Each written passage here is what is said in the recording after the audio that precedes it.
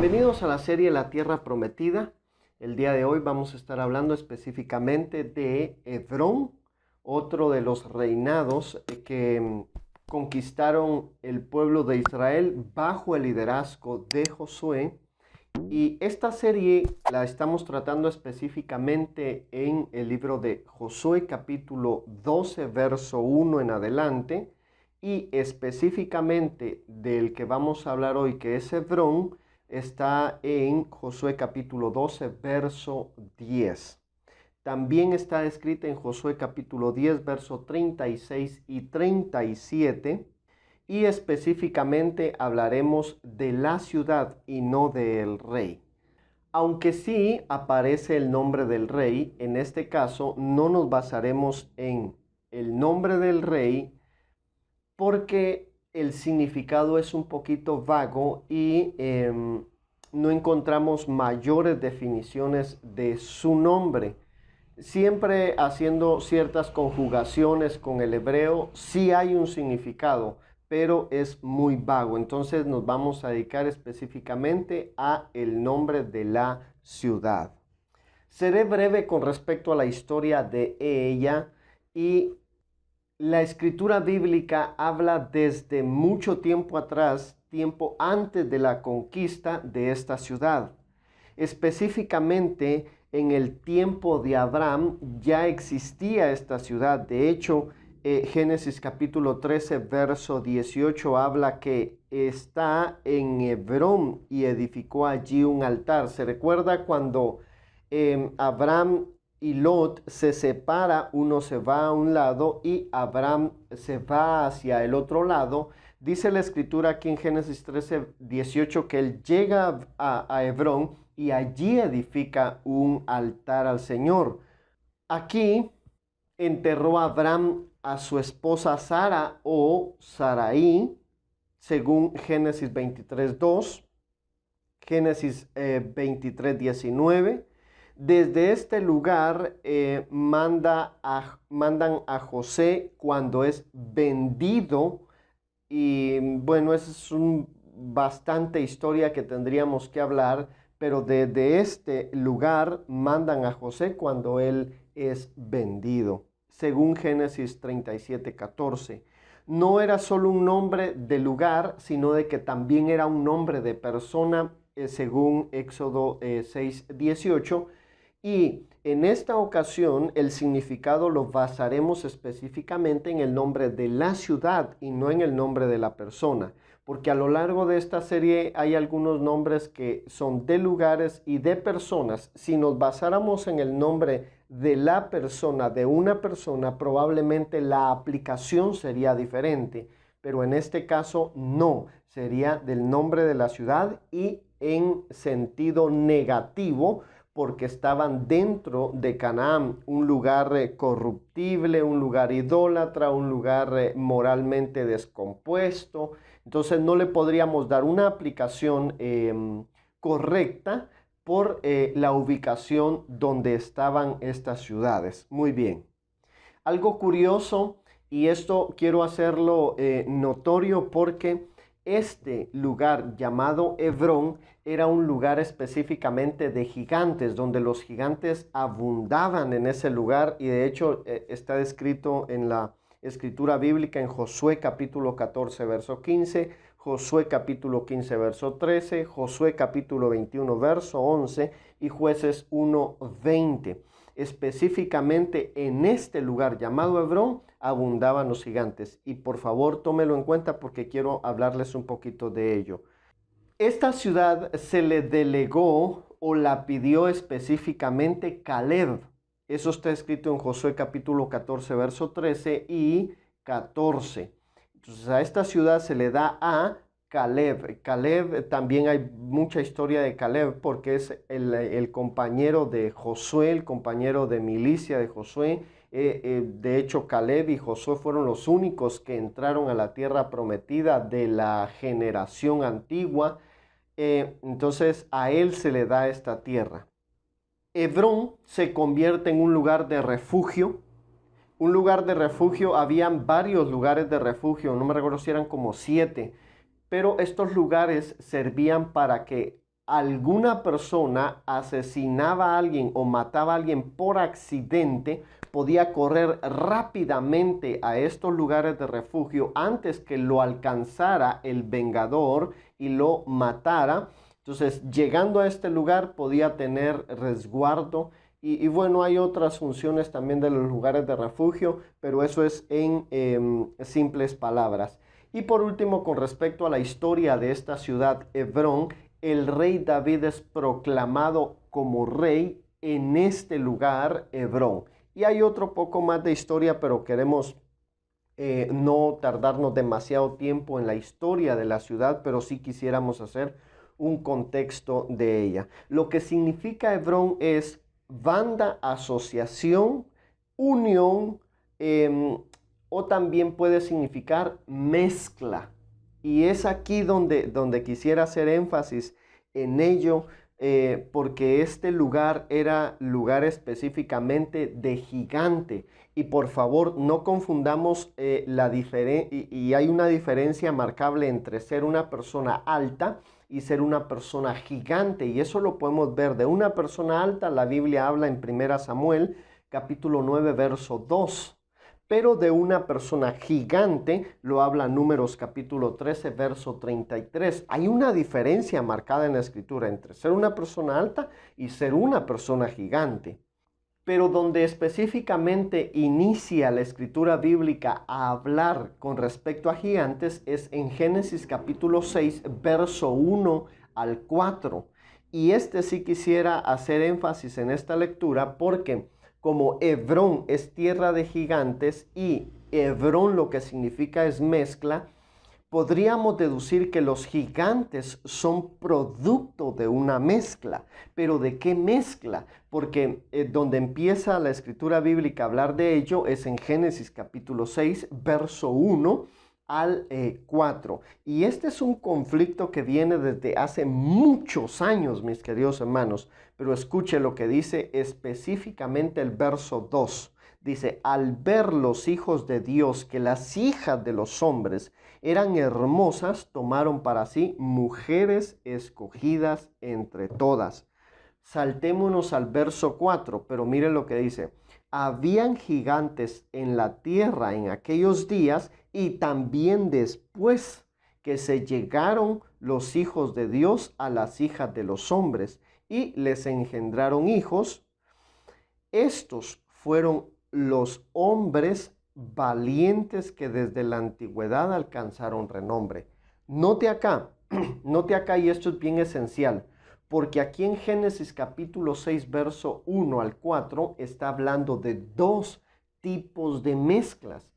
Y esto es lo que a veces no se entiende claramente en la escritura, y por eso hay un poco de tergiversación a la hora de platicar de ello, porque Génesis capítulo 6 está hablando de una mezcla que es los hijos de Dios con las hijas de los hombres y produce, dice el verso 4 específicamente, hombres de renombre. Pero no está hablando de los gigantes, que ellos fueron hombres de renombre. No, porque la palabra hebrea para referirse a gigantes es diferente a la que aparece cuando habla de hombres de renombre. No voy a ahondar más en este tema o demasiado en el tema por cuestión de tiempo y no quisiera alargar mucho el vídeo, y es, mis queridos hermanos, cuando en el hebreo se refiere a gigantes es la palabra nefilim. Pero cuando la escritura en el verso 4 se refiere a hombres de renombre, es la palabra gibor o giborim. Entonces no podríamos mezclar la mezcla de los gigantes con la mezcla de los hijos de Dios y las hijas de los hombres, porque la palabra hebrea es diferente. Entonces no hay una concordancia entre ello, aunque sí hay dos tipos de mezclas aquí y tendríamos que definir de dónde surgen los gigantes y quiénes son los hijos de Dios y las hijas de los hombres. Y quisiera hacerlo muy rápido. Los nefilim específicamente y reduciendo el significado, lo que significa es caídos. Nefilim es caídos. Y de hecho, no lo habla solamente Génesis 6. Eso lo podemos encontrar en 1 Samuel 2, en 2 Samuel, segunda Samuel y también lo podemos encontrar en Crónicas. Entonces, podemos encontrarlo en varios pasajes bíblicos hablando de esta misma situación. El que más sale a relucir es Goliat. Goliat específicamente en 1 Samuel capítulo 21 y 1 Crónicas capítulo 20, donde ya es el tiempo del reinado de David. Ojo acá, todavía no está reinando David, sino de que David todavía está en sus inicios, donde aparece Goliat. Él es el que más renombre tiene, pero hay otros gigantes, hay muchos otros gigantes. Uno de los que sale a relucir también es Og, rey de Basán, que ese fue el segundo rey que conquistó Moisés antes de entrar a la tierra prometida. Ese era un personaje sumamente alto y de hecho también lideraba desde una posición alta. Hebrón también estaba en una posición alta, como que esta especie de gigantes les gustaba estar gobernando desde lo alto, una ubicación estratégica a la hora de cuestiones bélicas. El origen de estos gigantes no precisamente es lo que describe Génesis capítulo 6, verso 2, donde dice los hijos de Dios que vieron que las hijas de los hombres eran hermosas, no precisamente surgen de allí. Aunque hay ciertas hipótesis, porque Judas capítulo único, versos 6 al 7 dice, y los ángeles que no guardaron su dignidad, habiendo fornicado e ido en pos de vicios contra naturaleza. Pero 2 Pedro capítulo 2 verso 4 dice, porque si Dios no perdonó a los ángeles que pecaron. Entonces esto nos da cierta noción y no tenemos demasiadas referencias bíblicas con respecto a qué fue lo que hicieron. Sí se pueden sacar ciertas hipótesis o ciertos argumentos que los ángeles caídos fueron los que se involucraron con las mujeres y de allí fue donde fue como producción de gigantes. Hay dos fuentes extrabíblicas que quiero compartirles y es Enoc. Enoc, es probable que se esté hablando del Enoc que la Biblia misma dice, y Enoc anduvo con Dios y Dios se lo llevó vivo. Es probable que de él se esté hablando con respecto a este libro de Enoc.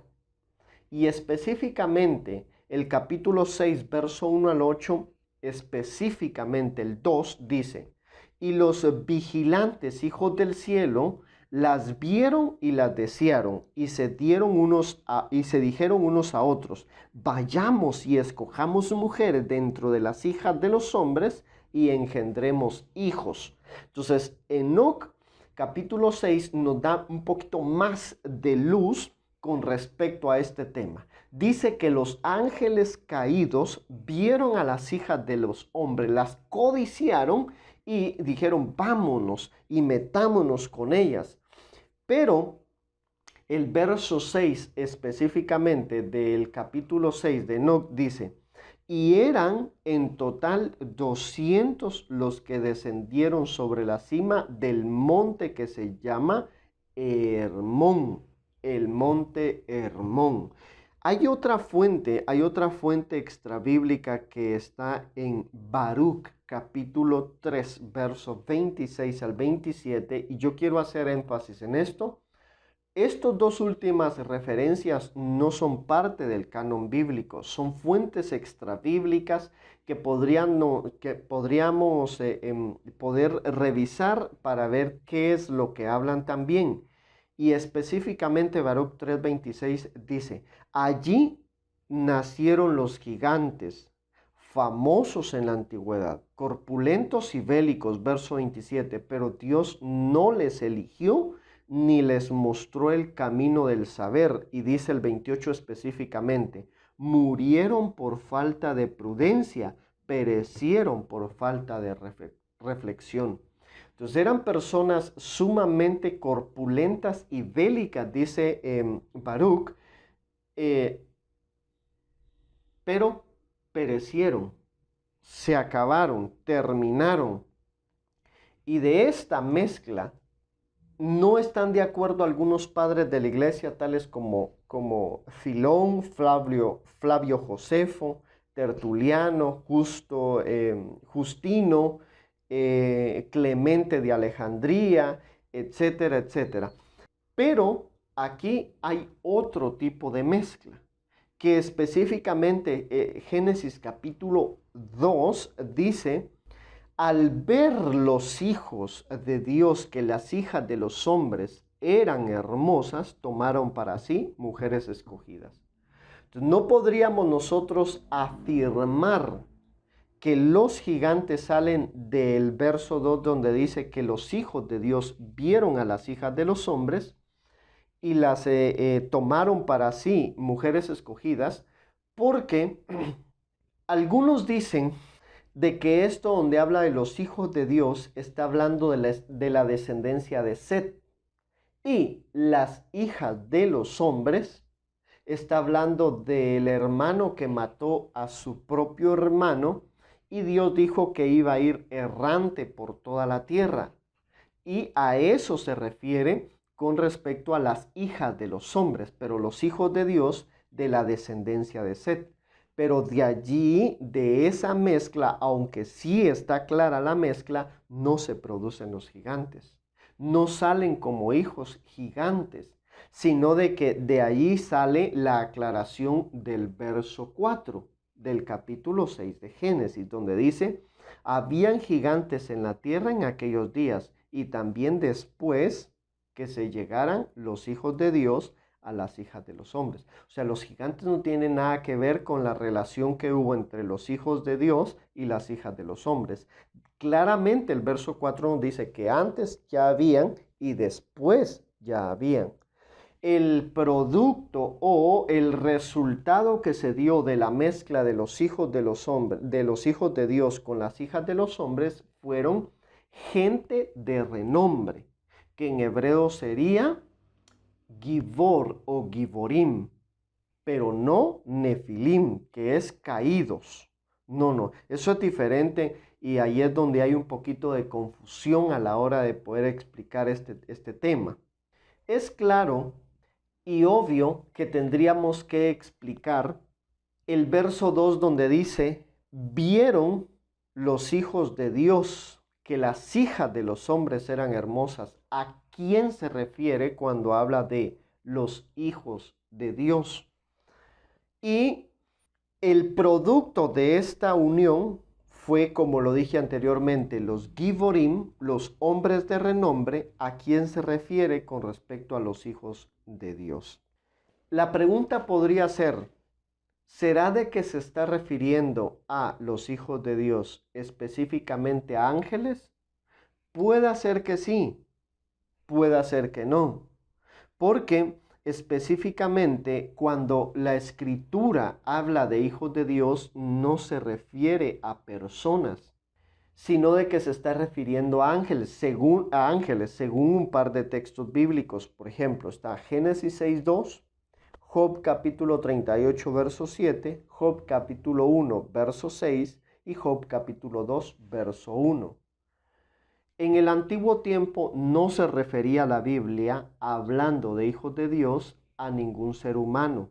De hecho, cuando se hablaba del pueblo de Israel, se refería de esa forma: el pueblo, Israel, la descendencia de Jacob, etc. Pero no como hijos de Dios. El término hijo de Dios ya se habla en el Nuevo Testamento, por ejemplo, en San Juan 1:12, mas a todos los que le recibieron, a los que creen en su nombre, les dio derecho de ser llamados hijos de Dios, pero en el Antiguo Testamento no. Ahora, algunas personas dicen que está hablando de la descendencia de Set y la descendencia de Caín, quien fue el que mató a Abel. Entonces, la descendencia de Set son los hijos de Dios y la descendencia de Caín, las hijas de los hombres. Pero de esta mezcla no se produjeron los gigantes, porque desde cuando acá, bueno, la Biblia no nos da más referencia de que así pudo haber sido. Lo que sí dice que salió de esta mezcla fueron los Giborim. Puede ser que cuando la Escritura habla de los hijos de Dios se esté refiriendo también a la aristocracia o al alto mando, a las personas que tenían cierta posición en ese entonces, porque la Escritura bíblica habla con respecto a ello. Por ejemplo, cuando se habla de juez en la Biblia, y esto es otra de las cosas a las que se puede estar refiriendo con respecto a los hijos de Dios, es a los jueces.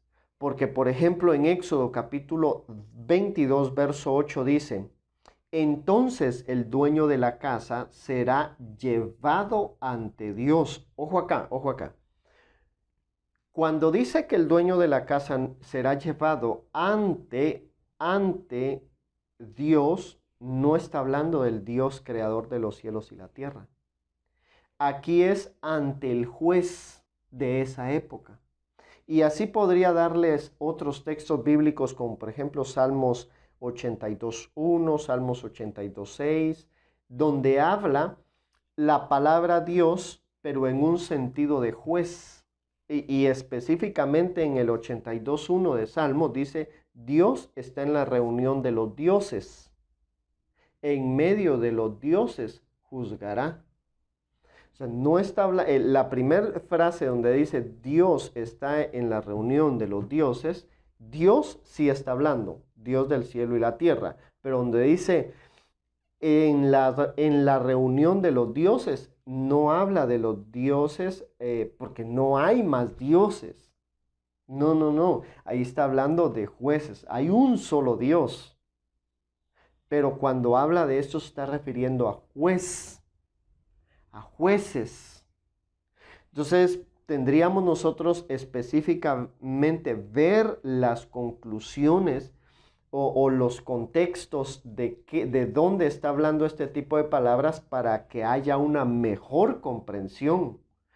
Pero en Hebrón específicamente es donde habían este tipo de mezcla de los gigantes, que probablemente surgió, y lo vimos anteriormente, de ángeles y mujeres que produjeron gigantes. Pero en Génesis capítulo 6, verso 1 al 4, está hablando de dos tipos de mezclas, que es entre los hijos de Dios y las hijas de los hombres, y dice específicamente el 4, ya habían gigantes en este tiempo, y después de que los hijos de Dios se llegaron a las hijas de los hombres, que salieron los Giborim.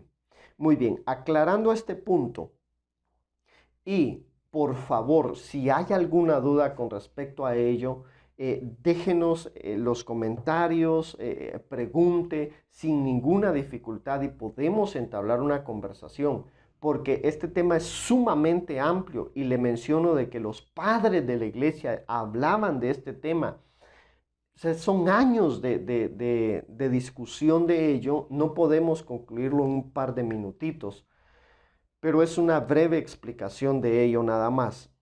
El rey Hebrón aplicado a nuestra vida es la importancia de no mezclas en nuestras vidas, mis queridos hermanos. Llega un punto donde Dios nos está hablando de el rey de las mezclas gobernando en nosotros, y eso es como que está intrínsecamente en nosotros el deseo de mezcla, de mezclar lo santo con lo impuro, lo moral con lo inmoral, lo antiético con lo ético.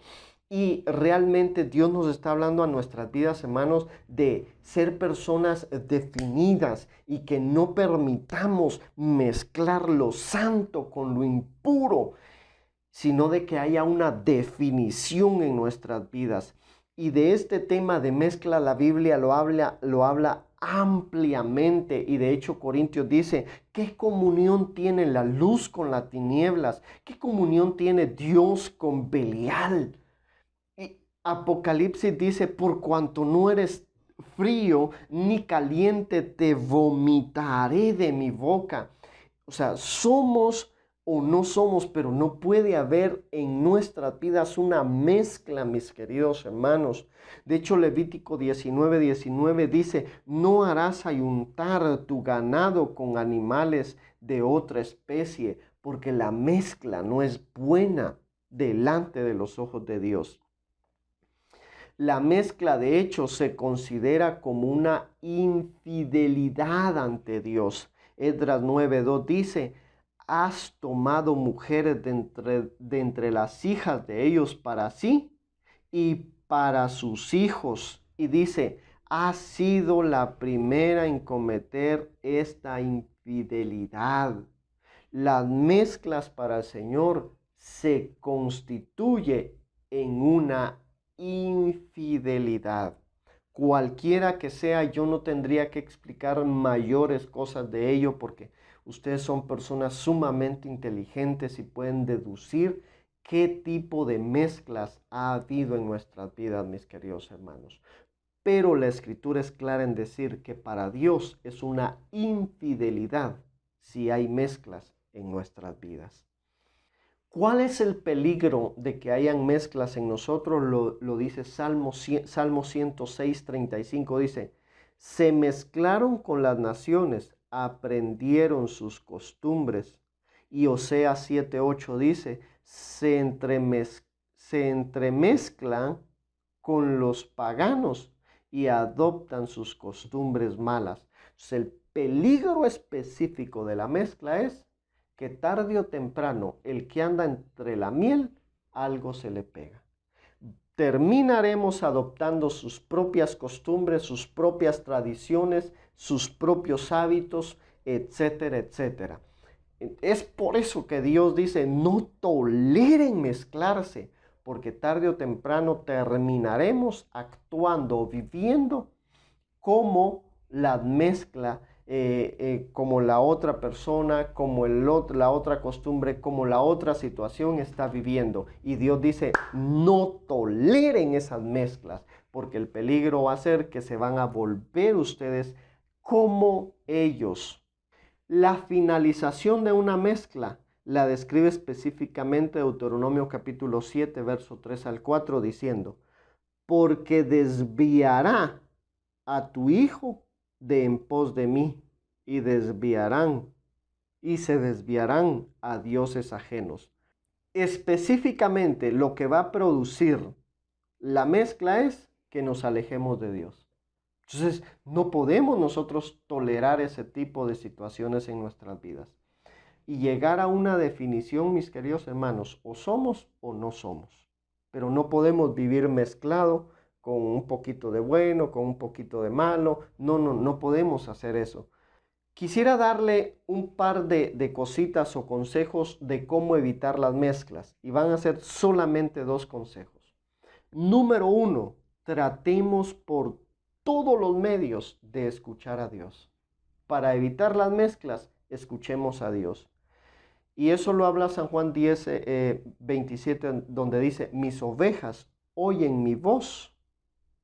Entonces, el deseo de nuestro corazón para evitar las mezclas es, escuchemos a Dios. ¿Qué es lo que dice Dios con respecto a lo que yo estoy haciendo?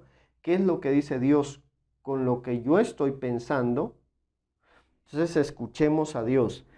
Y por ejemplo, Génesis 26:2, Primera Crónicas 14:10, Segunda Samuel 2:21, David fue liberado, no liberado, sino libre de cometer tantos errores, aunque, ojo acá, cometió errores, pero los errores de los que él fue librado fue al escuchar la voz de Dios.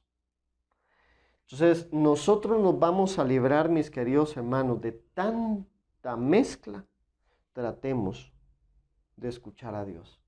aquí me trae una pregunta y es, entonces, ¿cómo escucho la voz de Dios? Rápidamente, entonces recuérdese para evitar las mezclas, número uno, escuchemos la voz de Dios. Pero ¿cómo podemos escuchar la voz de Dios? Rápidamente un par de tips. A través de la escritura. Lea la escritura, leamos, meditemos en la escritura y ahí nos vamos a dar cuenta de que Dios en muchas ocasiones nos habla. Timoteo capítulo 3 verso 16. Número 2, por medio de su Hijo Jesucristo, Dios nos habla, según Hebreos 1:2. Número 3, por medio del Espíritu Santo, Dios puede hablar a nuestro corazón también, San Juan 14:17. En oración, también Dios nos habla en oración, mis queridos hermanos. Eso está escrito en Proverbios 16:9, Romanos 8:26 al 27. Y número 5, cómo Dios nos habla es a través de otros creyentes. Por eso es bueno, relacionémonos con gente que ama a Dios, con gente que teme al Señor. Y eso lo habla Proverbios 11:14. Muy bien. Y por último, mis queridos hermanos, ¿cómo evitar las mezclas?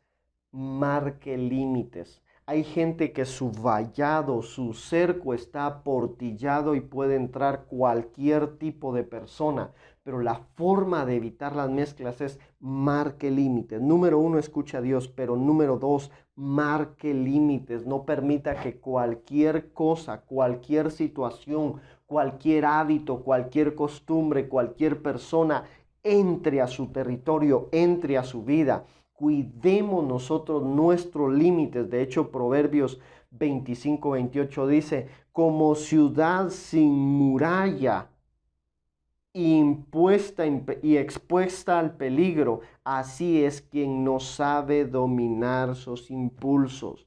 Entonces, lo primero me llamó la atención, como ciudad sin murallas. Es decir, está expuesta a que cualquier persona pueda ingresar. El poner límites, cualquiera que sean, mis queridos hermanos, va a marcar la diferencia en nuestras vidas y no vamos a estar expuestos a lo que sea pueda entrar a nuestra vida. Lo siguiente es nuestro sí sea sí, nuestro no sea no. Eso está en Mateo 5:27. Entonces, número uno, escuchemos a Dios. Número dos, marquemos límites. Pero ¿cómo marcar límites? Tengamos bien seguras nuestras murallas y sepamos quién entra y quién no, qué entra y qué no. Eso es bien interesante. Y número dos, que nuestro sí sea sí, nuestro no sea no. Muchas veces, y hemos cometido tantos errores porque no hemos aprendido a decir no, esto sí. Ahorita no, ahorita sí. Y aprender esto va a marcar mucho la diferencia en nuestras vidas. Yo quiero terminar con este texto de Nehemías capítulo 13, verso 24 al 28. Aquí la escritura dice que Judá se empezó a mezclar con otro tipo de naciones. ¿Y sabe qué fue lo que sucedió? Hasta su propia lengua perdieron por estar mezclándose con los demás. Y Nehemías dice, miren, a algunos hasta les arranqué los pelos de su cabeza porque no entendían que no se tenían que mezclar con otras naciones, porque llegaron al punto de perder hasta su identidad, quiénes eran. Este es el peligro de las mezclas y esto nos está hablando el rey de Hebrón, mis queridos hermanos, gobernando en nuestras vidas, que estamos tan abiertos a las mezclas que llegamos a un punto de hasta perder nuestra identidad, quiénes somos realmente nosotros en Cristo. Y no puede ser así, mis queridos hermanos. Tenemos que nosotros saber específicamente quiénes somos y qué es lo que nosotros podemos dejar entrar y qué no dejar entrar. Y aquí nos quedamos cortos con respecto al tema porque podríamos hablar también de asociaciones, con quién hay que asociarse y con quién no poder asociarse, mis queridos hermanos, porque eso puede determinar en nuestras vidas un triunfo, un éxito o un fracaso. Nos quedamos hasta aquí con este rey de Hebrón, que es el rey de las mezclas, y nos vemos en la próxima. Bendiciones.